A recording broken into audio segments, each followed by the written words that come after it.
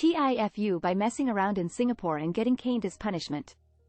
I was born in Singapore, spent most of my childhood abroad, and only moved back at 17. Maybe if I grew up there I would have known more seriously how they treat crime and misbehavior.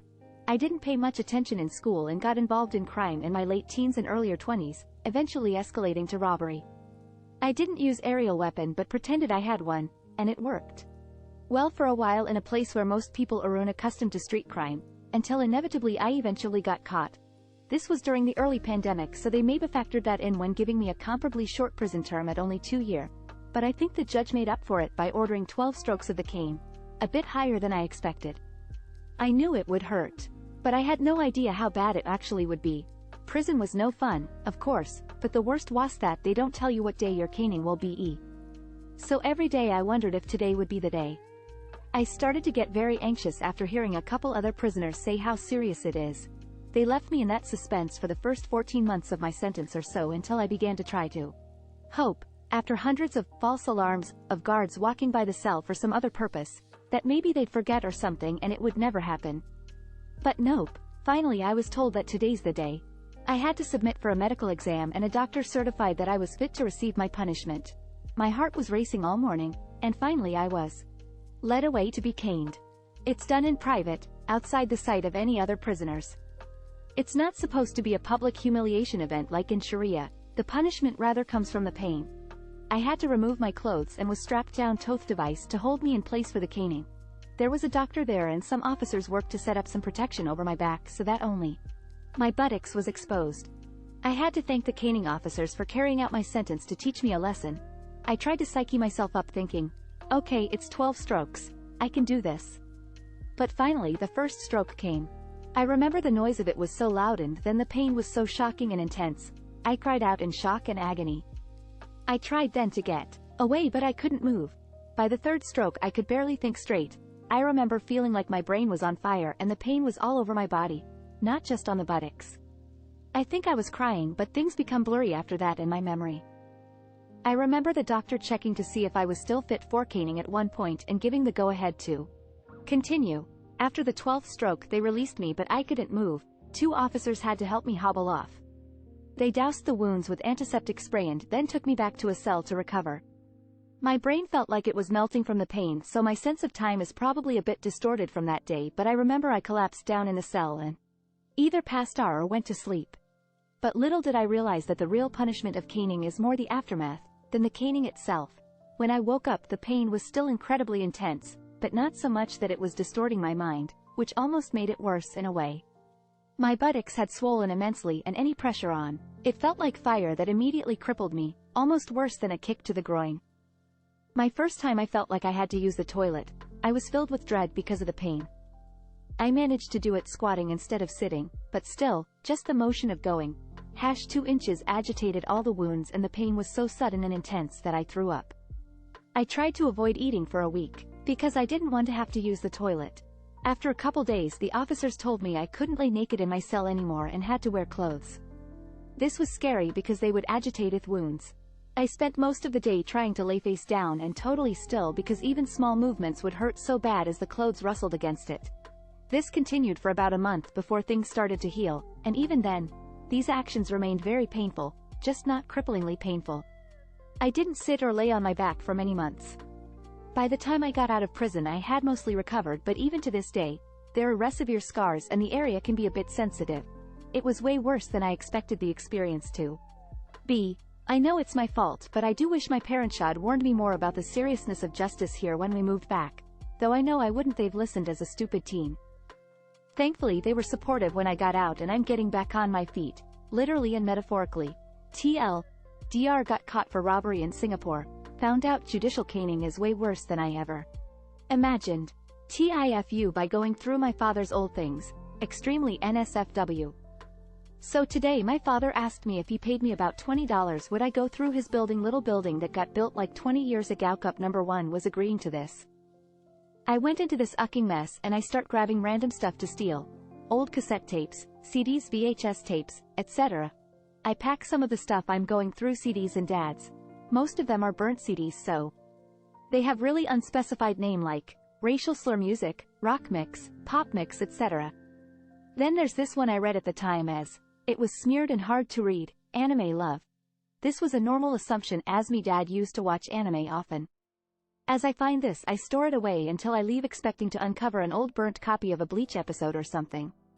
I went about my business, cleaning out the place, finding more CDs and stuff like that, and then me and my father start a fire to burn the cardboard boxes and garbage in it. We let the fire go out and I go back in. I grab the mysterious disc and put it into a DVD player. The disc began to play and I met with a horse having sex with a woman while several men watch. I then immediately ejected the disc and realized what the disc actually said. It didn't say, anime love. It was instead something far worse. It said, animal love. TLDR today, act up by discovering my father had horse orn burnt on a DVD. TIFU by not seeing a dentist for a decade with a broken tooth and finding something awful in the hole. I, 43F, have a severe dental phobia. My husband asked to take the kids to the dentist because I just cannot be in the building. I brush and floss to try and minimize the need, but then this happened. About a decade ago, I bit into something crunchy and a tooth snapped in half.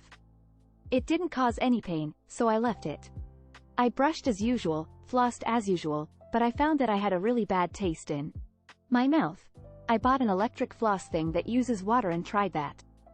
Foul-smelling food fell out. I was mortified, but I'd found the solution and carried on my usual routine. Cut to decade later. It's night time. I brush my teeth, floss my teeth, and use the electric flosser. I do a quick visual check to make sure the hole is clear. When I see something, I grab some plastic tweezers that I have, and I start toting around. I think I have it, so I pull it out. It was a hair. A disgusting, discolored hair wrapped up in my tooth with clumps of food stuck to it.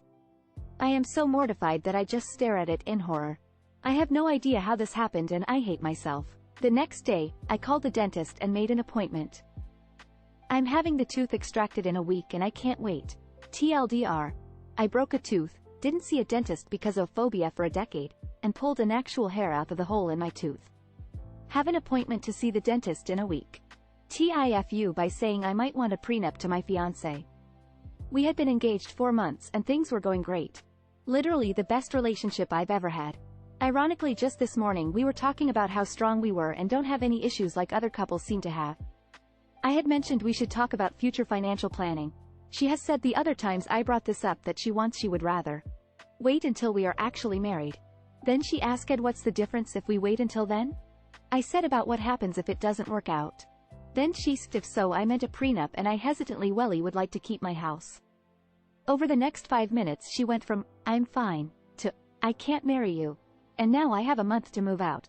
My place is rented out on the other side of the country. We live in her place where I contribute to the mortgage. For perspective, we have roughly the same assets, a house and car each, and I made a bit more than her and have more savings. Her perspective is it's horrible of me to ask this of her. It shows I don't trust her, I don't really love her, I'm selfishly that kind of person who only cares about protecting my stuff, so it's not like a real family. And I didn't consider how it would affect her to ask this of her. She feels extremely insulted and the fact that I might consider this as a big offense to her. I feel horrible. I didn't realize it was going to be interpreted like this and it doesn't mean any of those things.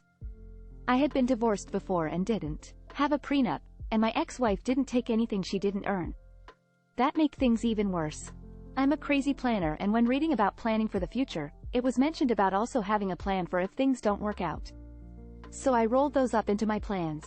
I wasn't dead set or strongly stating I have to have one. From the research I did, it seemed just like something you do if you have assets before marriage. And I said as much after this altercation that I don't need one. Forget I said it. But it's too late now, I have revealed what kind of person I am.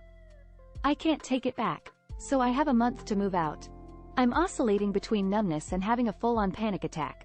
I love this girl more than anything. I'd take a bullet for her. I feel like my life is over. Our dog the only thing keeping me calm now. Well, technically her dog, so I'll lose that too. TLDR, I mentioned about a possibility of a prenup to my fiancé of 4 months. She was extremely hurt and offended. Call off marriage and is giving me a month to move out. Edit. To everyone saying she has hidden debt, no.